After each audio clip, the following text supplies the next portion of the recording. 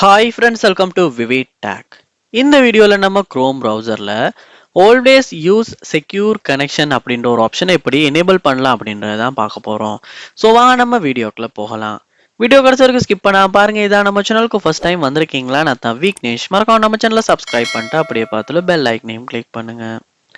அதாவது நம்ம குரோம்ல ப்ரௌஸ் பண்ணும்போது கண்டிப்பா செக்யூர் கனெக்ஷன் இருக்கணும். ஏன்னா அது நம்ம கண்டிப்பா ஒரு பிரைவசி செட்டிங்கா இருக்கணும். ஏன்னா எல்லாருமே குரோம் யூஸ் பண்றவங்க இந்த ஆப்ஷனை எனேபிள் பண்ணி வச்சிருக்கணும். ஸோ இது எப்படி எனேபிள் பண்றதுன்னா, ஃபர்ஸ்ட் ஸ்டெப்பா நீங்க குரோம் ப்ரௌசர் ஓபன் பண்ணிட்டு மேல பாருங்க, ரைட் சைட் கார்னர்ல 3 டாட்ஸ் இருக்கும். அதை கிளிக் பண்ணி இதுல செட்டிங்ஸை கிளிக் பண்ணி குரோம் டஸ் செட்டிங்ஸ் சொல்ல போங்க. இதுல நீங்க பிரைவசி அண்ட் செக்யூரிட்டி அப்படின்ற ஆப்ஷனை கிளிக் பண்ணணும். இதுல நீங்க கிளிக் பண்ணி உள்ள போனதுக்கு பிறகு செக்யூரிட்டி அப்படின்றதுக்கு கீழே நீங்க பார்க்கலாம், ஆல்வேஸ் யூஸ் செக்யூர் கனெக்ஷன்ஸ் அப்படின்ற ஒரு ஆப்ஷன் ஒன்று இருக்கும். அதை கிளிக் பண்ணுவீங்களா இருந்தா இங்க உங்களுக்கு பார்க்கலாம், 4 sites that don't support secure connection get warned before visiting the site.